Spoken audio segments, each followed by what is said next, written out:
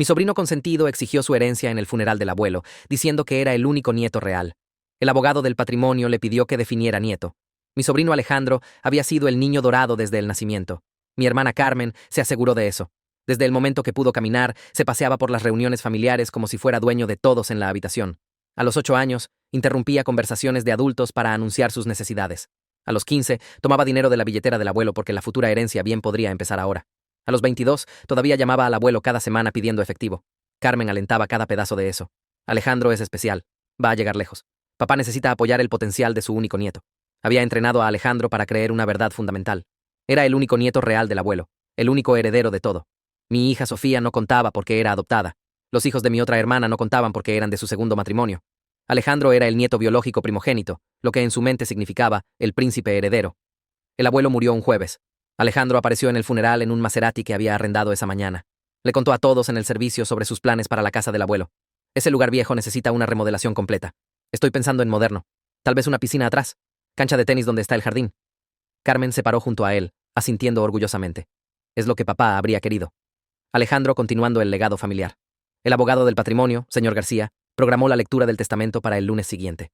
Alejandro llegó 40 minutos tarde, usando lentes de sol adentro. Caminó directo a la cabecera de la mesa de conferencias y se sentó. Hagamos esto rápido. Tengo una reunión con un contratista a las 2 sobre las renovaciones. Señor García parecía confundido. ¿Renovaciones a qué propiedad? Alejandro se rió. El patrimonio de mi abuelo, la casa, la cabaña de vacaciones, las propiedades de inversión. Soy el único nieto biológico. Todo viene a mí. Así es como funciona la herencia. Señor García abrió lentamente su maletín. Señor Alejandro, antes de proceder, ¿puede aclarar algo para mí? Sigue diciendo que es el único nieto. ¿Qué hay de Sofía? ¿Diego y Ana? Alejandro puso los ojos en blanco. Sofía es adoptada. No cuenta. Diego y Ana son del segundo matrimonio de tía María. No son familia real. Soy el único con sangre Herrera real. El abuelo siempre dijo que la sangre importa. Carmen intervino. Alejandro tiene razón. Papá era muy tradicional sobre líneas familiares. Siempre le dijo a Alejandro que era especial. El que llevaría adelante el nombre Herrera. Señor García sacó un documento. Interesante. Entonces usted cree que la conexión biológica con señor Herrera determina la herencia. Alejandro se recostó en su silla. Obviamente, soy su ADN. Los otros son solo personas que mis tías trajeron a la familia. Hay diferencia entre familia real y familia de papel. Señor García asintió pensativo. Entiendo. Bueno, hablemos de señor Herrera entonces. Sacó otro documento. Señor Eduardo Herrera, nacido Eduardo Kowalski, legalmente adoptado por la familia Herrera en 1951 a los 3 años. La habitación se quedó completamente silenciosa. Los lentes de Alejandro se deslizaron por su nariz. ¿Qué? Su abuelo fue adoptado. Señor García continuó. Los padres Herrera no podían tener hijos. Adoptaron a Eduardo del orfanato Santa María. No tenía conexión biológica con el linaje Herrera. Cero ADN Herrera, como usted lo expresa. Carmen agarró el documento. Esto no puede estar bien. Papá nunca dijo nada sobre ser adoptado. Señor García sacó más papeles. Era bastante abierto al respecto en sus documentos legales. De hecho, moldeó todo su plan patrimonial. Creía que la familia era sobre elección, no sangre. Por eso estaba tan encantado cuando su hermana adoptó a Sofía. Le recordó su propia historia. Alejandro se estaba poniendo pálido, pero él me crió. Era su favorito. Siempre dijo que era especial. Señor García sonrió ligeramente. Déjeme leer del testamento de señor Herrera. Se aclaró la garganta. A mi nieto Alejandro, quien cree que la sangre es todo. Dejo esta verdad. No soy su sangre. Nunca lo fui. Fui elegido por padres que me amaron así como Sofía fue elegida por padres que la aman. La familia real no es sobre ADN. Es sobre aparecer, cuidar y contribuir. Alejandro, has tomado de esta familia por 22 años sin devolver una vez. Alejandro se paró, volcando su silla. Esto es basura. Incluso si fue adoptado, todavía soy su nieto a través de mi madre. Señor García continuó leyendo. A Alejandro, también dejo €1. La cantidad exacta de amor genuino y respeto que has mostrado a esta familia. El resto de mi patrimonio se divide como sigue. La casa va a Sofía, quien pasó cada verano ayudándome en el jardín mientras Alejandro era demasiado importante para visitar. La cabaña de vacaciones va a Diego y Ana, quienes realmente me llamaban para hablar, no solo para pedir dinero. Carmen ahora también estaba parada. ¿Y yo? Soy su hija. Señor García pasó la página. A mi hija Carmen, quien crió un hijo para creer que merecía todo mientras no ganaba nada. Dejo mi colección completa de libros de crianza. Tal vez leerlos ahora ayudará con futuros nietos, si Alejandro alguna vez aprende suficiente responsabilidad para tener alguno. Señor García sacó un documento final. El documento mostraba una lista de donaciones monetarias específicas a varias organizaciones benéficas y comunitarias que el abuelo había apoyado silenciosamente durante décadas. Señor García las leyó una por una, nombrando bancos de alimentos y programas juveniles y refugios de animales, cada uno recibiendo 5.000 euros. Las manos de Alejandro temblaron más fuerte con cada entrada. viendo dinero que había contado como suyo siendo distribuido a causas de las que nunca había escuchado al abuelo mencionar. El rostro de Carmen pasó de pálido a rojo, su mandíbula apretada tan fuerte que podía ver los músculos saltando en sus mejillas. Abrió la boca 2 veces, pero no salió nada. Como si su cerebro no pudiera formar palabras para coincidir con lo que estaba escuchando. La silla de Alejandro raspó fuerte contra el suelo cuando de repente se lanzó hacia adelante, ambas manos extendidas a través de la mesa pulida de conferencias hacia la pila de papeles frente a señor García. Sus dedos estaban a centímetros de agarrarlos cuando señor García suavemente tiró toda la pila de vuelta contra su pecho, completamente calmado como si hubiera esperado exactamente esta reacción. El impulso de Alejandro lo llevó hacia adelante, y tuvo que agarrarse del borde de la mesa, respirando con dificultad. Señor García ajustó sus gafas y miró a Alejandro con la paciencia de alguien que había tratado con esta situación exacta antes. Estas son copias, señor Alejandro. Los originales están archivados en el Tribunal de Sucesiones y la oficina del secretario del condado. Destruir estos documentos no cambiaría nada sobre los deseos de su abuelo o la distribución legal de su patrimonio. Alejandro se enderezó, pero mantuvo sus manos planas sobre la mesa como si se estuviera conteniendo de intentar de nuevo. Sus lentes de sol se habían caído completamente ahora, y pude ver que sus ojos estaban húmedos. Esto es basura completa. Traición completa. Carmen finalmente encontró su voz, y salió como un grito que hizo a María saltar en su asiento. ¿Cómo pudo hacer esto? ¿Cómo pudo papá mentirnos por 70 años? ¿Cómo pudo fingir ser un Herrera cuando realmente era solo un huérfano aleatorio que tuvo suerte? La expresión de señor García no cambió, pero su voz se volvió más silenciosa, lo que de alguna manera la hizo tener más peso. Señora Carmen, su padre nunca mintió sobre su adopción. Era bastante abierto al respecto en todos sus documentos legales y con cualquiera que preguntara directamente. Simplemente no lo anunció, porque no lo consideraba relevante para ser parte de la familia Herrera. Fue elegido por padres que lo amaban, legalmente adoptado y criado como su hijo.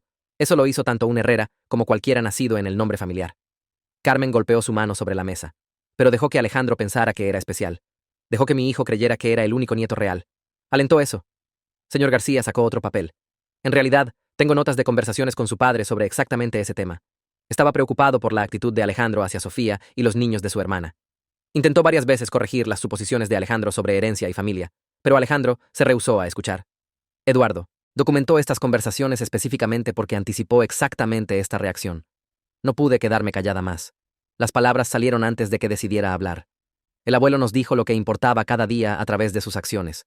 Se presentaba por las personas que se presentaban por él. Pasaba tiempo con los nietos que realmente querían pasar tiempo con él, no solo tomar su dinero.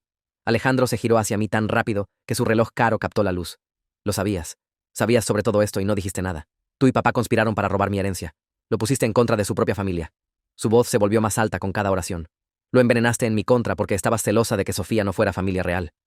Señor García se levantó, lo que de alguna manera hizo que la habitación se sintiera más pequeña, aunque no era particularmente alto. Su tía no sabía nada sobre la revelación de la adopción o el contenido específico del testamento hasta hoy. Eduardo fue muy claro sobre eso en sus instrucciones para mí. Quería que Alejandro escuchara esta verdad exactamente de esta manera. En exactamente este momento, para hacer su punto sobre hipocresía inequívocamente claro.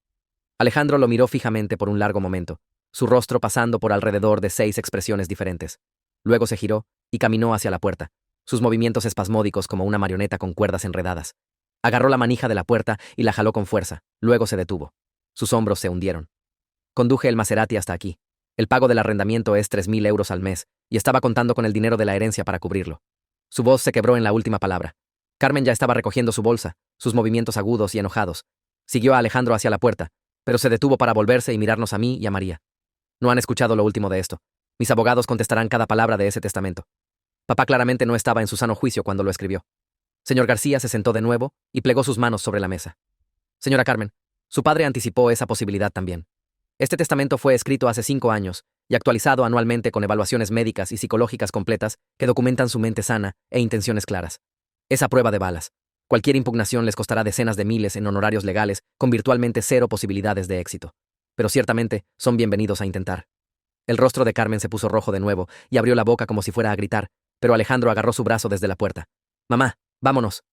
Su voz sonó hueca y derrotada de una manera que nunca había escuchado antes. Se fueron, y la puerta se cerró detrás de ellos con un sonido suave que se sintió más fuerte de lo que habría sido un portazo. El silencio en la habitación se extendió por tal vez 10 segundos. Luego María hizo un sonido que era mitad sollozo y mitad risa.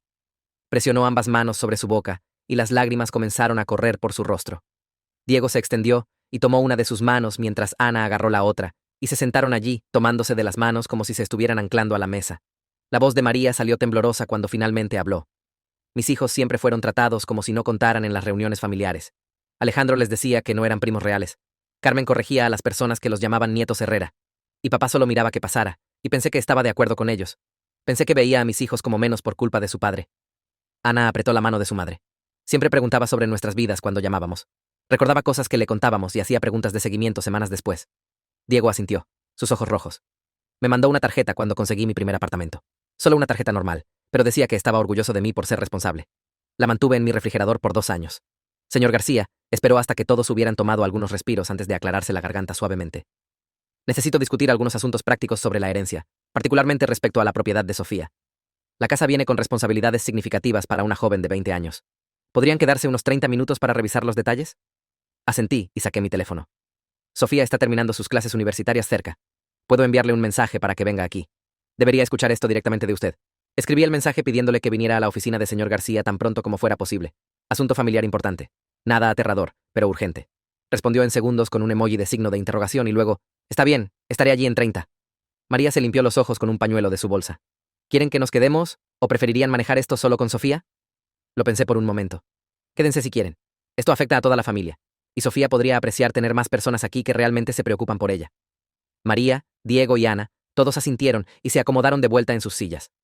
Señor García organizó sus papeles en pilas ordenadas mientras esperábamos, y observé el reloj en la pared pasar 28 minutos antes de que la puerta se abriera. Sofía entró luciendo confundida y un poco preocupada, su mochila aún en un hombro y su cabello recogido de la manera desordenada que lo llevaba para clases.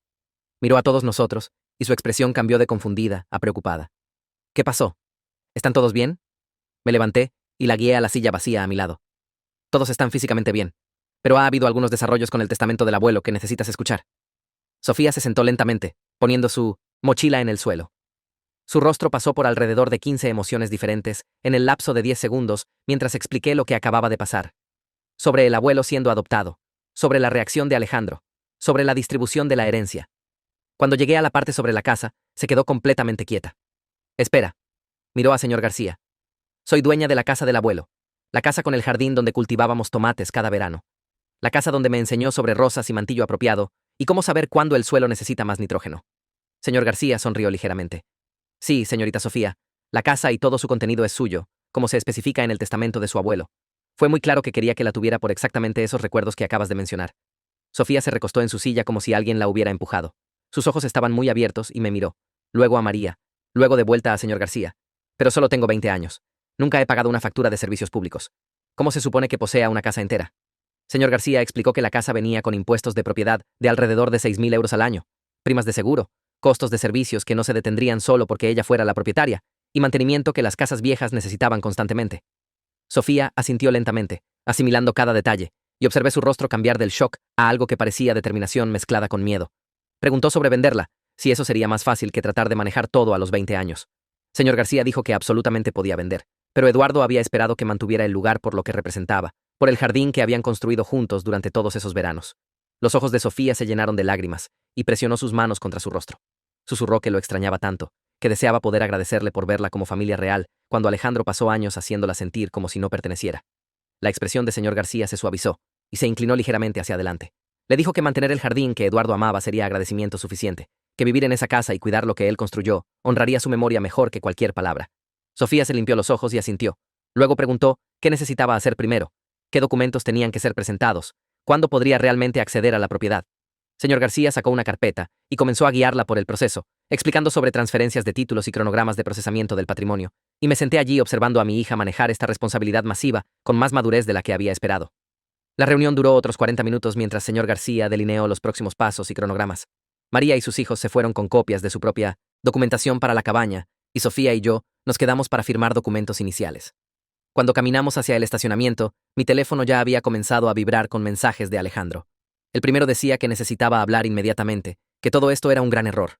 El segundo afirmaba que iba a quedarse sin hogar sin el dinero de la herencia. El tercero cambió a amenazas sobre involucrar abogados. Le mostré los mensajes a Sofía, y ella negó con la cabeza, luciendo cansada. Dijo que Alejandro nunca se preocupó por ella hasta que obtuvo algo que él quería. Y ahora de repente necesitaba ayuda de la prima adoptada que había despreciado por años. La llevé de vuelta al campus y pasé el resto del día tratando de concentrarme en el trabajo. Pero mi teléfono siguió iluminándose con más mensajes de Alejandro. Cada mensaje alternaba entre rogar y amenazar, entre afirmar que había aprendido la lección e insistir que merecía lo que era legítimamente suyo. Para el jueves, había recibido 18 mensajes y 7 correos de voz.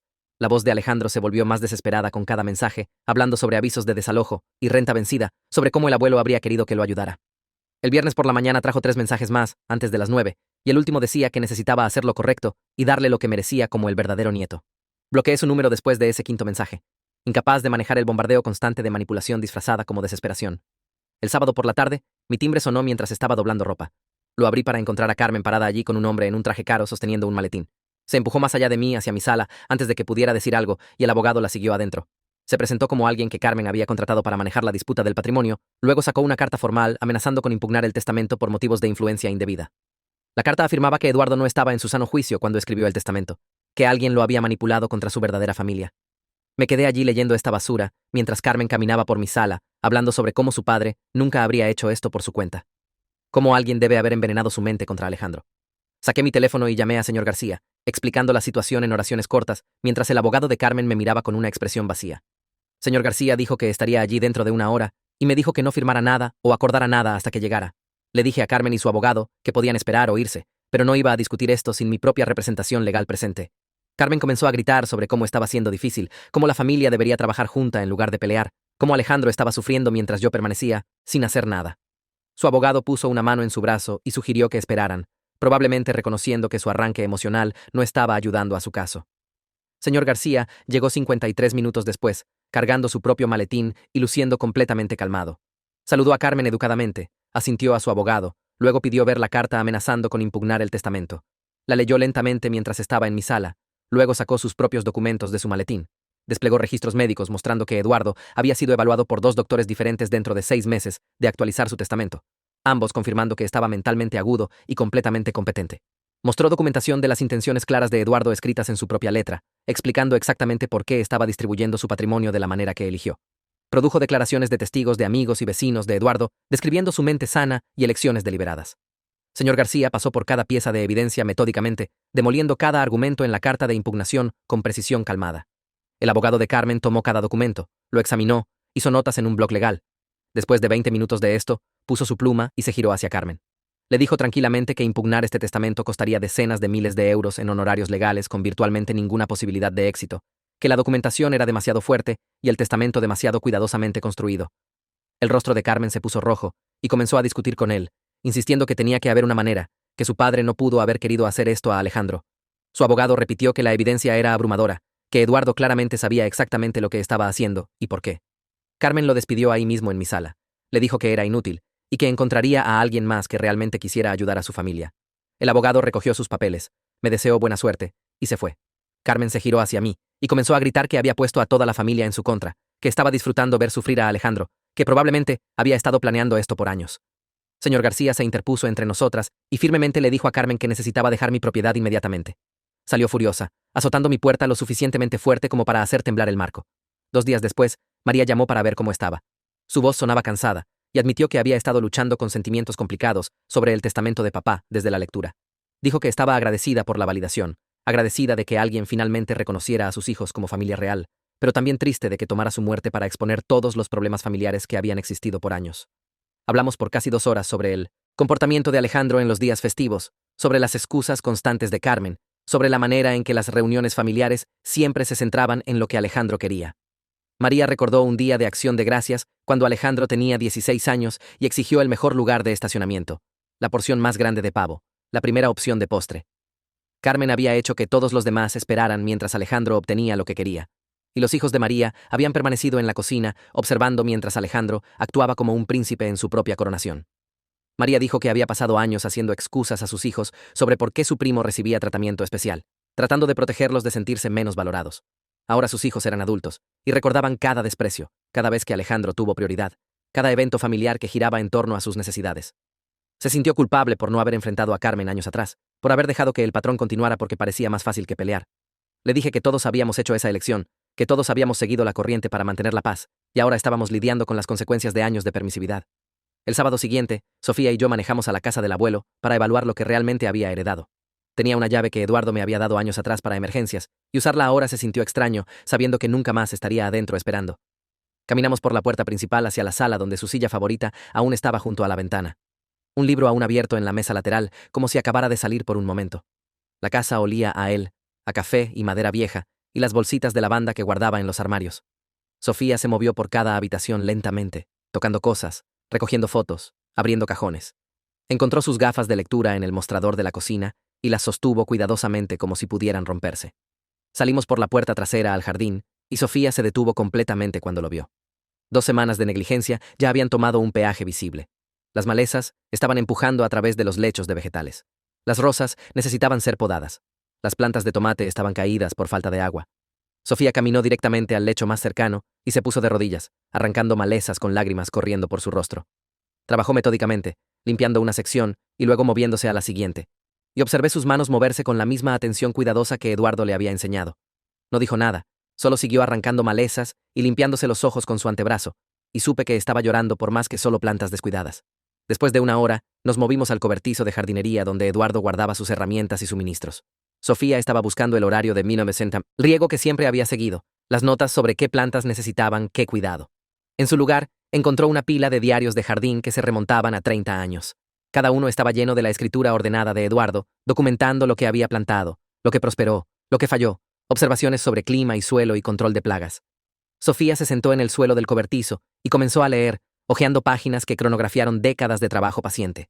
Encontró entradas sobre enseñarle jardinería cuando tenía 7 años, notas sobre qué tan paciente era como niña, cómo nunca se apuraba en las tareas como otros niños. Eduardo había escrito que ella le recordaba a sí mismo aprendiendo de sus padres adoptivos, esa misma atención cuidadosa a hacer las cosas bien. Sofía leyó esas entradas en voz alta con su voz quebrándose, y luego cerró el diario y lo presionó contra su pecho. Dijo que no había sabido que había escrito sobre ella. No se había dado cuenta de que había documentado su tiempo juntos como si importara lo suficiente para ser registrado. Le dije que por supuesto que importaba, que esos veranos claramente habían significado tanto para él como para ella. Abrió otro diario y encontró más entradas, años de notas sobre su crecimiento y preguntas y habilidades en desarrollo. Eduardo había seguido su progreso como un maestro orgulloso, observando a un estudiante dominar lecciones difíciles. El lunes por la mañana, Roberto Santos llegó para evaluar la condición de la casa. Sofía lo había programado a través de un servicio de referencia de contratistas, queriendo una evaluación honesta antes de tomar cualquier decisión sobre reparaciones. Roberto caminó por cada habitación con una tableta, tomando notas, tomando fotos, ocasionalmente deteniéndose para examinar algo más de cerca. Revisó el techo desde adentro del ático, probó tomacorrientes, corrió agua en todos los lavabos y duchas, inspeccionó la fundación. Después de 2 horas, se sentó con nosotras en la mesa de la cocina y entregó su evaluación. La casa necesitaba trabajo significativo, probablemente 40.000 euros de actualizaciones para traer todo a los estándares actuales. El techo tal vez tenía 3 años antes de que necesitara reemplazo. La plomería era vieja y mostraba signos de corrosión. El sistema eléctrico estaba desactualizado y potencialmente peligroso. Nos mostró fotos de problemas que no podíamos ver, explicando cada problema y por qué importaba. El rostro de Sofía se puso pálido mientras el número siguió subiendo, y cuando terminó, admitió que tal vez tenía 3.000 euros en ahorros de trabajos de medio tiempo durante la universidad. Roberto asintió comprensivamente y dijo que entendía que heredar propiedad a menudo venía con cargas financieras inesperadas. Ofreció dividir el trabajo en fases para que pudiera abordar primero las reparaciones más urgentes, pero incluso las necesidades inmediatas costarían 15.000 euros mínimo. Esa noche, señor García llamó con información que hizo a Sofía llorar de alivio. Explicó que Eduardo había apartado fondos específicamente para mantenimiento de la casa, una cuenta separada que contenía 60.000 euros destinados para reparaciones e impuestos de propiedad. El dinero cubriría todas las reparaciones inmediatas que Roberto había identificado, más 2 años completos de impuestos de propiedad y seguro. Sofía comenzó a reír a través de sus lágrimas, diciendo, por supuesto, el abuelo había pensado en todo. Por supuesto, había planeado con anticipación para asegurarse de que no se sintiera abrumada. Señor García dijo que Eduardo había sido muy minucioso en su planificación patrimonial, anticipando exactamente estos tipos de desafíos prácticos. Había querido que Sofía tuviera la casa sin el estrés financiero que podría forzarla a venderla antes de que estuviera lista. El fondo de mantenimiento le daría tiempo para descubrir sus planes a largo plazo, sin presión desesperada. Sofía agradeció a señor García unas 5 veces, su voz aún temblorosa de alivio. Y después de colgar, se sentó en mi sofá mirando al techo.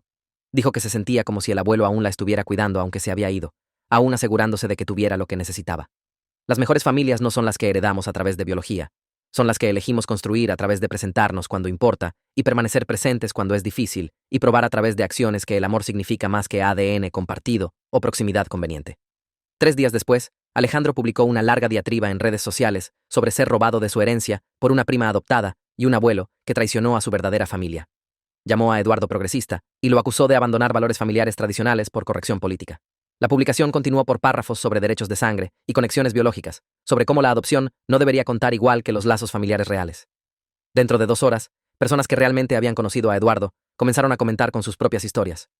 Un vecino escribió sobre Alejandro, pidiendo prestados 200 euros hace 3 años, y nunca pagándolos de vuelta a pesar de peticiones repetidas. Un antiguo amigo de la familia describió a Alejandro llegando a la fiesta del 75º cumpleaños de Eduardo 1 hora tarde, quedándose 20 minutos, y yéndose temprano para encontrarse con amigos en un bar. Alguien más compartió una historia sobre Alejandro, pidiendo a Eduardo dinero para invertir en una oportunidad de negocio, luego usando el efectivo para arrendar un auto deportivo. Los comentarios siguieron llegando, cada uno agregando otro ejemplo de la sensación de derecho de Alejandro y la paciencia de Eduardo. Para la noche, Alejandro había borrado la publicación, pero capturas de pantalla ya estaban circulando entre familia y amigos que habían visto la diatriba original y las respuestas devastadoras que siguieron. Mi teléfono sonó a las 7 de la mañana. El número de Carmen. Lo dejé ir al buzón de voz. Llamó de vuelta inmediatamente, luego otra vez. En la cuarta llamada, contesté porque sabía que no pararía.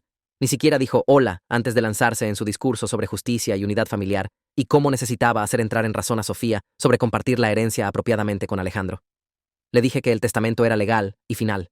Cambió de tácticas, diciendo que iba a llamar a mamá y hacer que me hiciera entrar en razón. Colgué y volví a mi café. 2 horas después, mamá llamó.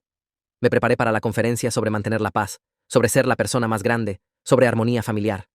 En su lugar, mamá preguntó si había escuchado de Carmen aún. Dije que sí, brevemente. Mamá suspiró y me dijo que Carmen había pasado 40 minutos al teléfono, tratando de convencerla de que el testamento de Eduardo era injusto, que Alejandro merecía su parte, que necesitaba presionar a Sofía para dividir todo equitativamente. Mamá había escuchado toda la diatriba. Luego le dijo a Carmen que el testamento de Eduardo era perfectamente justo, y tal vez debería realmente leer esos libros de crianza que le dejó. Carmen le había colgado. Mamá dijo que había estado observando el comportamiento de Alejandro en reuniones familiares por 22 años, y el testamento no la sorprendió ni un poquito. Preguntó cómo Sofía estaba manejando todo. Le dije que Sofía se estaba reuniendo con una asesora financiera esa tarde para entender lo que había heredado. Mamá dijo que eso mostraba más madurez de la que Alejandro había demostrado en toda su vida. Sofía se reunió con Elena Rivera a las 3, en una oficina pequeña en el centro. La llevé allí porque estaba nerviosa sobre todo el asunto. Elena tal vez tenía 40 años, usando un traje práctico y gafas sin tonterías.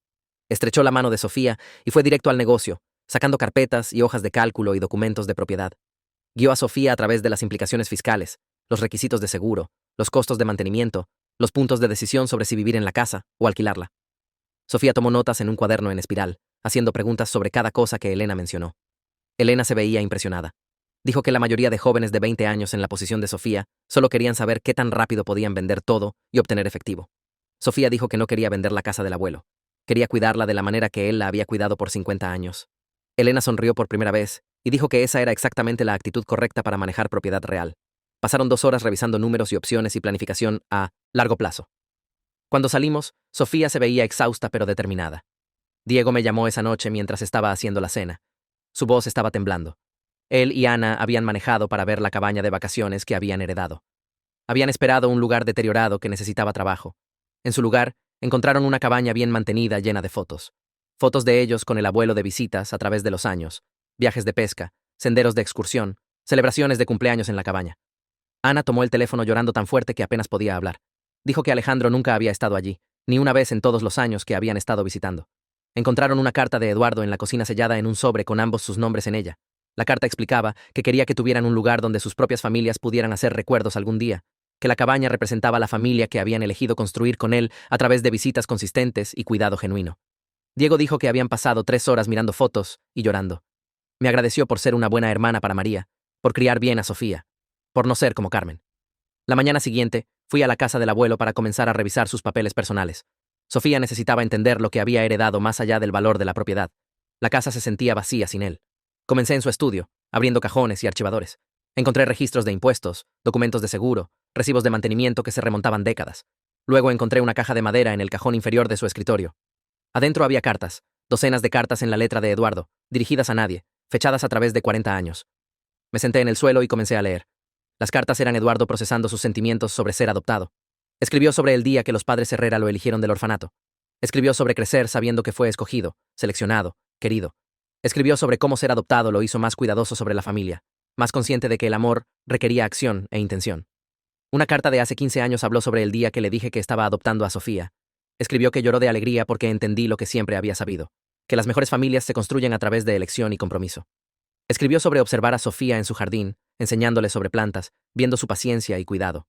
Escribió que ella le recordaba a sí mismo a esa edad, aprendiendo de padres que eligieron amarlo. Empaqué las cartas cuidadosamente para mostrar a Sofía después. Esa tarde, Alejandro apareció en la casa. Estaba en la cocina organizando los libros de cocina del abuelo, cuando escuché una puerta de auto cerrarse. Miré por la ventana y vi a Alejandro caminando hacia la puerta principal, como si fuera dueño del lugar. Sofía estaba arriba, revisando las habitaciones. Encontré a Alejandro en la puerta antes de que pudiera tocar. Puso una cara triste y dijo que solo quería obtener algunas cosas que tenían valor sentimental, algunos artículos que el abuelo le había prometido años atrás. Le dije que no podía entrar sin señor García presente. La expresión de Alejandro cambió instantáneamente. La cara triste desapareció y algo feo la reemplazó. Dijo que Sofía era una ladrona que robó su herencia. Dijo: fuiste una madre terrible que crió a una hija para aprovecharse de un viejo confundido. Su voz se volvió más alta con cada oración. Sofía apareció en la parte superior de las escaleras, su rostro pálido. Sofía bajó las escaleras lentamente. Alejandro dirigió su ira hacia ella, enumerando todas las razones por las que no merecía la casa. Fue adoptada, no familia real. Había manipulado al abuelo en su vejez. Era demasiado joven e estúpida para manejar propiedad. Sofía se paró en el pasillo y miró a Alejandro sin inmutarse. Dijo que el abuelo vio exactamente quién era Alejandro y decidió que no merecía una recompensa por ser egoísta. Alejandro realmente se rió, un sonido áspero que hizo eco en la casa vacía. Dijo que ella era solo un caso de caridad que tuvo suerte, que debería estar agradecida de que alguien la quisiera en absoluto. Me interpuse entre ellos antes de darme cuenta de que me estaba moviendo. Le dije a Alejandro que se fuera. Dio un paso hacia mí, su rostro rojo. Luego las luces de los faros barrieron las ventanas frontales. El auto de señor García se metió en el camino de entrada. Señor García caminó hacia la puerta con su maletín. Miró a Alejandro, luego a mí, y pareció entender la situación inmediatamente. Informó a Alejandro que estaba invadiendo la propiedad de Sofía y necesitaba irse ahora mismo o enfrentar consecuencias legales. Alejandro comenzó a discutir sobre sus derechos como familia. Señor García sacó su teléfono y dijo que podía tener la policía allí en 5 minutos. Alejandro retrocedió hacia su auto, maldiciendo por lo bajo. Luego se detuvo junto a uno de los arbustos de rosas del abuelo, los que había pasado años cultivando.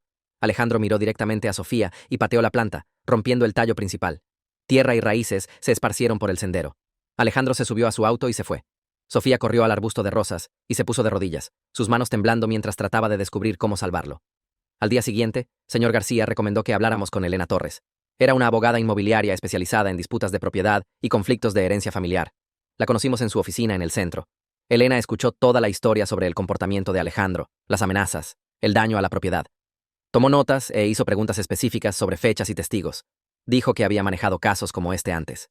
Parientes que se sentían con derecho a menudo empeoraban antes de aceptar la realidad. Recomendó presentar una orden de restricción inmediatamente basada en la invasión de Alejandro y destrucción de propiedad. Nos guió a través del proceso, explicando qué evidencia necesitábamos y cómo funcionaría la orden. Sofía firmó los papeles con manos firmes. Elena dijo que la orden debería estar en lugar dentro de 48 horas. Nos advirtió que Alejandro podría intentar algo más antes de que la orden tuviera efecto, y deberíamos documentar todo y llamar a la policía si aparecía de nuevo. Esa noche, Sofía me dijo que iba a tomar un semestre libre de la universidad. Sentí que mi estómago se hundía. Lo estaba haciendo tan bien en sus clases, y no quería que la muerte del abuelo descarrilara su educación. Sofía explicó que necesitaba tiempo para manejar las reparaciones de la casa y descubrir sus planes a largo plazo para la propiedad. Dijo que la universidad aún estaría allí el próximo semestre, pero ahora tenía decisiones que tomar sobre algo que podría proporcionar estabilidad por décadas si lo manejaba correctamente. Ya había hablado con su consejera académica sobre tomar un descanso. Argumenté que no debería dejar que la herencia interrumpiera su vida. Sofía señaló que la herencia era parte de su vida ahora, una parte significativa, y necesitaba manejarla responsablemente en lugar de tratar de hacer malabarismos con todo y hacerlo todo mal. Tenía un punto, pero aún me preocupaba que estuviera cometiendo un error. Contratamos a Roberto Santos para comenzar las reparaciones. Apareció el lunes por la mañana con su camioneta y sus herramientas. Roberto era paciente de una manera que no había esperado de un contratista. Guió a Sofía a través de cada reparación, explicando por qué las cosas necesitaban ser arregladas y cómo planeaba arreglarlas. Sofía lo siguió por la casa con su cuaderno en espiral, escribiendo todo lo que él decía. Hizo preguntas sobre tapajuntas del techo y interruptores de circuito y drenaje de cimientos. Roberto respondió cada pregunta como si importara, como si enseñar a una joven de 20 años sobre su casa fuera tan importante como hacer las reparaciones reales. Le mostró cómo detectar daño por agua, cómo revisar si las tomas estaban conectadas a tierra, cómo saber si el horno estaba funcionando eficientemente. Sofía absorbió todo, tomando páginas de notas. Roberto me dijo después que la mayoría de propietarios nunca se molestaban en entender sus propias casas. Solo lo llamaban cuando algo se rompía. Dijo que Sofía iba a ser el tipo de propietaria que detecta problemas temprano porque realmente sabía qué buscar. Las reparaciones tomaron 3 semanas y pasé la mayor parte de ese tiempo observando a Sofía convertirse en alguien que apenas reconocía.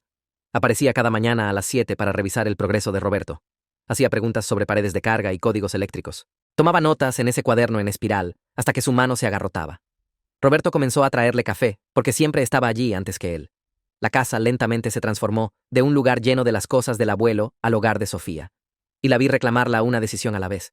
María llamó un sábado por la mañana preguntando si podía traer a Diego y Ana para ayudar a organizar las pertenencias del abuelo. Sofía aceptó inmediatamente, y observé a los tres trabajar a través de armarios y cajones con una gentileza que me sorprendió. Encontraron su ropa vieja, su colección de revistas de jardinería, cajas de declaraciones de impuestos de hace 40 años. Diego descubrió una caja a prueba de fuego debajo de la cama en el cuarto de huéspedes cerrada, con una combinación que ninguno conocía.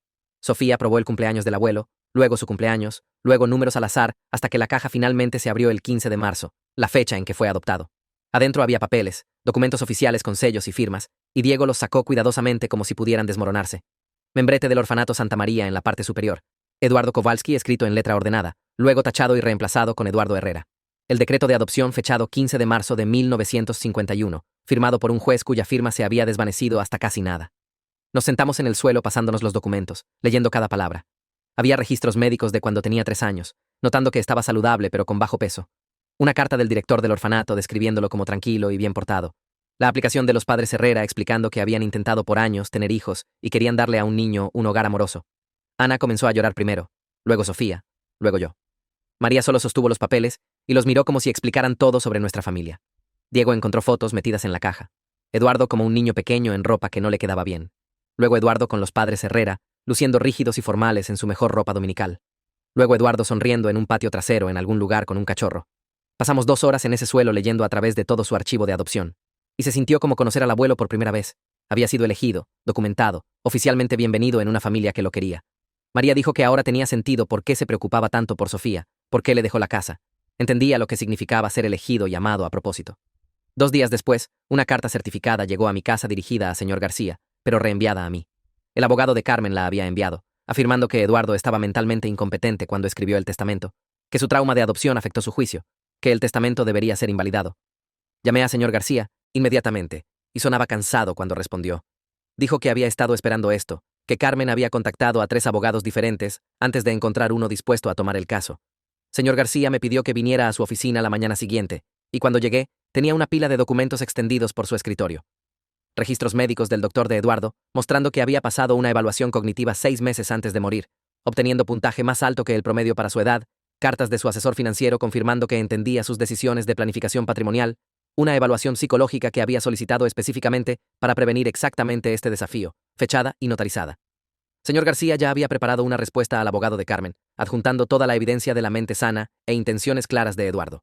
Me mostró la carta antes de enviarla, y era profesional pero devastadora, delineando exactamente qué tan preparado había estado Eduardo para que alguien cuestionara su competencia. Señor García dijo que había visto familias destruirse por herencias antes, pero raramente había visto a alguien tan reflexivo como Eduardo en prevenirlo. El testamento no fue escrito en ira, fue escrito en claridad, y cada palabra había sido elegida cuidadosamente. Envió la respuesta esa tarde, y sabía que Carmen la recibiría en días. Comencé a ver a Ashlyn 3 veces por semana porque no podía procesar todo sola más. Mi padre estaba muerto. Mi hermana estaba demandando su patrimonio. Mi sobrino se había vuelto alguien que no reconocía.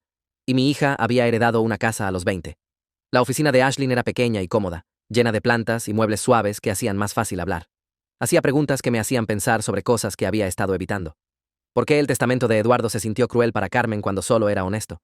Porque la honestidad destruye las historias que las personas se cuentan para sentirse bien. Carmen había pasado 22 años creyendo que estaba criando a un niño especial que merecía tratamiento especial.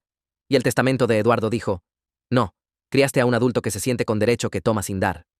Esa verdad se sintió como crueldad porque despojó la narrativa que Carmen había construido.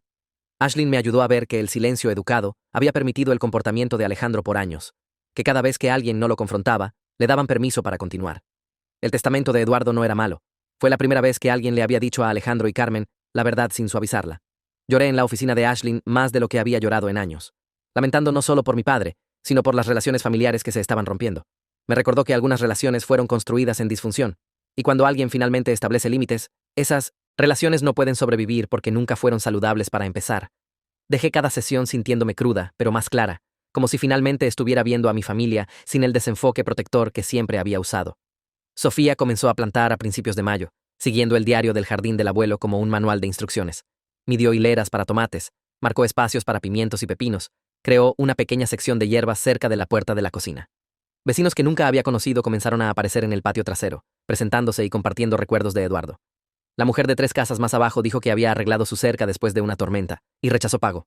La pareja del otro lado de la calle dijo que los había ayudado a plantar su arce hace 15 años y lo revisaba cada primavera. Un hombre de la cuadra siguiente dijo que Eduardo había enseñado a su hijo cómo cambiar una llanta cuando el chico tenía 16 años y estaba varado. Sofía absorbió estas historias mientras trabajaba la tierra, aprendiendo que el abuelo había estado apareciendo para personas por todo el vecindario por décadas. Nadie le había pedido ayuda. Solo notaba lo que necesitaba ser hecho y lo hacía. Los vecinos le trajeron plántulas y consejos, diciéndole qué variedades crecían mejor en este suelo, advirtiéndole sobre los conejos que comerían su lechuga si no la cercaba apropiadamente. Sofía tomó notas sobre todo, construyendo relaciones de la misma manera que el abuelo lo había hecho, a través de consistencia y cuidado genuino. La observé convertirse en parte del vecindario de maneras que nunca había logrado, y me di cuenta de que estaba heredando más que solo propiedad. Las publicaciones en redes sociales de Alejandro comenzaron a empeorar en junio. Publicó largas diatribas sobre activistas de adopción destruyendo familias tradicionales, sobre derechos de sangre siendo borrados por corrección política, sobre abuelos siendo lavados de cerebro para rechazar a sus verdaderos nietos. Compartió artículos sobre leyes de herencia y linaje familiar, agregando comentarios sobre cómo niños adoptados estaban robando a familias biológicas. Las personas comenzaron a comentar, algunos de acuerdo, pero la mayoría cuestionando su cordura. Varios parientes lo bloquearon después de que publicó una foto del abuelo con un pie de foto sobre traición y familias falsas. María llamó para decirme que incluso los amigos más cercanos de Carmen estaban diciendo privadamente que Alejandro necesitaba ayuda profesional, que sus publicaciones se estaban volviendo aterradoras. Carmen lo defendió en los comentarios al principio, pero eventualmente dejó de responder, y me pregunté si finalmente estaba viendo lo que todos los demás habían visto por años. Las publicaciones de Alejandro se volvieron más frecuentes y más desesperadas, a veces 3 o 4 al día, cada una más enojada que la anterior. Dejé de revisar su página después de que publicó un hilo largo sobre cómo Sofía había manipulado a un anciano y robado su herencia a través de manipulación emocional. Leer sus palabras me enfermó, y sabía que nada de lo que dijera cambiaría su mente. La transferencia del seguro terminó en julio, y Sofía oficialmente se convirtió en la propietaria en cada documento legal. Enmarcó la escritura en un marco negro simple y la colgó en la cocina donde el abuelo solía mantener fotos familiares. La pared se veía vacía con solo un marco, pero Sofía dijo que estaba comenzando su propia tradición, su propia colección de documentos importantes y recuerdos. Tomó una foto de la escritura enmarcada y se la envió a Diego y Ana, y ellos enviaron de vuelta fotos de ellos mismos en la cabaña, sosteniendo su propia escritura. Los tres habían creado un chat grupal, compartiendo actualizaciones sobre sus propiedades y haciendo planes para visitarse. Sofía me dijo que se sentía extraño poseer algo tan significativo a los 20, pero también correcto, como si el abuelo hubiera sabido exactamente lo que necesitaba para crecer. Comenzó a tomar decisiones sobre la casa con una confianza que nunca había visto antes, eligiendo colores de pintura y planificando renovaciones y presupuestando para reparaciones futuras. Observé a mi hija convertirse en adulta a través de la responsabilidad de la propiedad y entendí por qué el abuelo le había dado este regalo. Diego y Ana invitaron a Sofía a visitar la cabaña en agosto y manejó un viernes por la tarde con una bolsa de comestibles y emoción nerviosa. Me llamó esa primera noche desde el porche de la cabaña y pude escuchar a Diego y Ana riéndose en el fondo.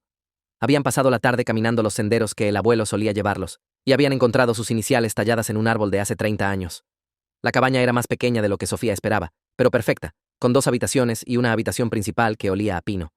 Cocinaron cena juntos y se quedaron despiertos hasta tarde, hablando sobre ser los niños que no contaban, los que Alejandro y Carmen habían despreciado como no familia real. Diego dijo que había pasado años preguntándose si realmente pertenecía a las reuniones familiares, si solo era tolerado por su mamá. Ana admitió que a veces evitaba cenas navideñas porque estaba cansada de los comentarios de Alejandro sobre segundos matrimonios y familias ensambladas. Sofía les contó sobre crecer escuchando que los niños adoptados no eran familia real, que la sangre era lo que importaba. Los tres lloraron y rieron e hicieron planes para mantener la cabaña juntos para crear recuerdos en el lugar que el abuelo quería que tuvieran. Sofía regresó a casa el domingo por la noche, luciendo más ligera como si finalmente hubiera encontrado personas que entendían lo que significaba ser elegido en lugar de nacer en una familia. Carmen apareció en mi puerta un martes por la mañana en septiembre, sin Alejandro y sin aviso. Se veía más pequeña de lo que recordaba, más vieja y cansada. Preguntó si podíamos hablar y la dejé entrar, pero me quedé de pie cerca de la puerta. Carmen admitió que estaba luchando financieramente porque había estado apoyando el estilo de vida de Alejandro por años, pagando su renta cuando no podía, cubriendo los pagos de su auto, comprando sus comestibles. Había gastado sus ahorros y maximizado tarjetas de crédito, creyendo que eventualmente se estabilizaría y le pagaría de vuelta. Ahora no tenía nada más, y Alejandro aún estaba pidiendo dinero. Me dio pena por ella, pero también estaba enojada de que viniera a mí ahora después de todo. Carmen no pidió la herencia de Sofía directamente, pero insinuó que tal vez podíamos ayudar, que la familia debería apoyar a la familia. Le di el número de una consejera financiera que Elena había recomendado, y le dije claramente que la herencia de Sofía no estaba disponible para arreglar los problemas de Alejandro o rescatar las decisiones que Carmen había tomado. Carmen se veía como si la hubiera abofeteado, pero tomó el número y se fue sin discutir. La observé alejarse, y me sentí triste por en lo que se había convertido, alguien que había sacrificado todo por un hijo que nunca la apreciaría. Sofía decidió alquilar los 2 dormitorios extra en octubre, después de hablar con Elena sobre ingresos y gastos. La casa tenía 3 dormitorios y Sofía solo necesitaba uno, y los ingresos del alquiler cubrirían la hipoteca e impuestos de propiedad con dinero sobrante para mantenimiento. Elena la ayudó a establecer contratos de arrendamiento apropiados, crear una cuenta bancaria separada para administración de propiedad y examinar inquilinos potenciales cuidadosamente. Sofía entrevistó a 5 personas diferentes antes de elegir 2 estudiantes graduados que parecían responsables y tranquilos. Estableció reglas claras sobre la casa, el jardín, los espacios compartidos, y ambos inquilinos acordaron sin vacilación. Elena revisó los contratos antes de que Sofía los firmara, asegurándose de que todo fuera legal y protegiera los intereses de Sofía. Observé a mi hija manejar todo este proceso con un profesionalismo que me sorprendió, y me di cuenta de que el abuelo había sabido exactamente lo que estaba haciendo cuando le dejó esta propiedad. Los primeros inquilinos se mudaron el 1 de noviembre, y Sofía pasó el día ayudándolos a cargar cajas y mostrándoles cómo funcionaba todo en la casa. Ambos fueron respetuosos y agradecidos, tratando la casa como si importara porque podían ver que le importaba a Sofía. Recolectó el primer mes de alquiler y depósitos de seguridad. Depositó el dinero en su cuenta de administración de propiedad y actualizó su hoja de cálculo de presupuesto. Los ingresos del alquiler cubrieron el pago de la hipoteca con 800 euros sobrantes para impuestos y reparaciones. Sofía descubrió que era buena siendo propietaria porque el abuelo le había enseñado sobre responsabilidad y seguimiento, sobre presentarse consistentemente y mantener promesas. Sus inquilinos le enviaban mensajes cuando cosas pequeñas se rompían y ella las arreglaba rápidamente o llamaba a Roberto para ayuda. La casa se sintió viva de nuevo con personas en ella, y Sofía me dijo que le gustaba tener otros alrededor. Le gustaba ser responsable por crear un buen hogar para personas que lo necesitaban. Los ingresos del alquiler cambiaron todo para Sofía porque podía dejar de preocuparse si perdería la casa por impuestos o reparaciones de emergencia. Depositaba cheques de ambos inquilinos el 1 de cada mes, actualizaba su hoja de cálculo de presupuesto y observaba crecer la cuenta de administración de propiedad. Para diciembre, había ahorrado suficiente para manejar las facturas de calefacción de invierno y aún poner dinero hacia suministros del jardín de primavera. Observé su confianza crecer mientras se daba cuenta de que realmente podía manejar esta responsabilidad que el abuelo le había dado. No solo estaba heredando propiedad, estaba construyendo algo estable que podría durar décadas si seguía presentándose y haciendo el trabajo. María me llamó 3 semanas antes de Navidad con noticias sobre Alejandro. Había sido desalojado de su apartamento después de perder 3 meses de pagos de renta. El propietario había comenzado el proceso en septiembre, justo después de la lectura del testamento, y Alejandro había ignorado cada aviso, asumiendo que su dinero de herencia llegaría y arreglaría todo. Ahora, se estaba mudando de vuelta con Carmen, arrastrando cajas de ropa cara y electrónicos a su condominio de 2 habitaciones. María se enteró por un amigo mutuo que vivía en el edificio de Carmen y reportó peleas gritadas que hacían eco a través de los pasillos a todas horas. Alejandro culpaba a Carmen por no luchar más duro para conseguir su herencia. Carmen culpaba a Alejandro por gastar dinero que no tenía en un estilo de vida que no podía permitirse. El niño dorado estaba descubriendo que el permisivismo de su madre tenía límites cuando sus propias finanzas estaban tensas por años de sacarlo de problemas. Me dio pena por Carmen de manera complicada porque finalmente estaba viendo lo que el resto de nosotros habíamos observado por años. Había criado a un hijo que creía que el mundo le debía todo. Y ahora ese hijo estaba viviendo en su cuarto de huéspedes, comiendo su comida y enfureciéndose con ella por no arreglar sus problemas. María dijo que las peleas se volvieron tan fuertes que los vecinos se quejaron con la administración del edificio. Alejandro saldría furioso a medianoche y desaparecería por días. Luego regresaba exigiendo dinero para gasolina o comida o su factura de teléfono. Carmen intentó establecer límites, pero no tenía práctica aplicándolos después de 22 años de darle a Alejandro lo que quisiera. Había creado esta situación enseñándole que los berrinches y la manipulación funcionaban, y ahora no podía hacer que parara. El correo llegó un martes a finales de enero, 6 meses después de la muerte del abuelo. Encontré un sobre grueso de la oficina de señor García mezclado con facturas y publicidad. Adentro había una carta en la letra del abuelo, fechada 2 años antes de que muriera. La primera línea hizo temblar mis manos. Si estás leyendo esto, entonces han pasado 6 meses desde la lectura del testamento, y espero que el polvo se haya asentado lo suficiente para que puedas escuchar lo que necesito decir.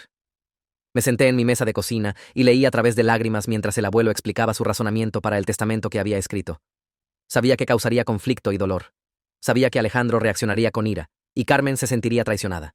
Sabía que la familia podría fracturarse más allá de la reparación, pero también sabía que a veces lo más amoroso que puedes hacer es decir la verdad y dejar que las personas decidan cómo responder. El abuelo escribió sobre observar el sentido de derecho de Alejandro crecer año tras año, mientras Carmen hacía excusas y permitía cada mala decisión. Escribió sobre su preocupación de que Alejandro nunca aprendería responsabilidad si alguien no lo forzara a enfrentar consecuencias. Escribió sobre esperar que el testamento impactara a Alejandro hacia el crecimiento, hacia entender que la familia requiere esfuerzo y contribución, no solo ADN. Reconoció que podría no funcionar, que Alejandro podría duplicar la amargura en lugar de aprender humildad. Pero tenía que intentar porque no hacer nada se sentía como rendirse completamente con su nieto. La carta explicaba que me había dejado este mensaje porque confiaba en mí para ayudar a Sofía a navegar su herencia, mientras también entendía que el amor duro viene del amor real, no de la crueldad. Lloré leyendo las palabras del abuelo porque eran tan honestas sobre el dolor que sabía que causaría. Escribió que había luchado con la decisión por años, preguntándose si debería solo dividir todo equitativamente y dejar que la familia continuara con su disfunción intacta. Pero siguió volviendo a la verdad de que permitir el comportamiento de Alejandro no lo estaba ayudando. Lo estaba destruyendo. El abuelo escribió que esperaba que 6 meses hubieran sido tiempo suficiente para que Alejandro tocara fondo y comenzara a subir de nuevo. Pero si no, al menos todos sabrían dónde estaban parados. Terminó la carta diciendo que nos amaba a todos, incluso a Alejandro, y que el amor real a veces significa dejar que las personas experimenten las consecuencias de sus decisiones en lugar de protegerlas de la realidad. Sofía decidió hacer una fiesta en el jardín a principios de marzo para agradecer a todos los que la habían ayudado a través de la transición. Pasó 2 semanas planificando, limpiando la casa y preparando el jardín para visitantes. Envió invitaciones a los vecinos que habían compartido recuerdos del abuelo, a los contratistas que habían ayudado con reparaciones, a la familia de María, a mi madre, a la asesora financiera y la abogada inmobiliaria que la habían guiado a través del laberinto legal. Específicamente no invitó a Alejandro o Carmen porque su presencia habría convertido una celebración en una confrontación. La fiesta estaba programada para una tarde de sábado, cuando las flores tempranas de primavera apenas comenzaban a florecer en los lechos que el abuelo había plantado. 50 personas aparecieron, llenando la casa y derramándose en el patio trasero, donde Sofía había montado mesas y sillas. María llegó con Diego y Ana, quienes inmediatamente comenzaron a explorar el jardín y tomar fotos del nuevo crecimiento. Mi madre trajo un álbum de fotos del abuelo de cuando era joven, apenas comenzando a construir su propio jardín en este mismo patio. Elena vino con su pareja y pasó 1 hora hablando con Sofía sobre planificación financiera a largo plazo y estrategias de inversión inmobiliaria.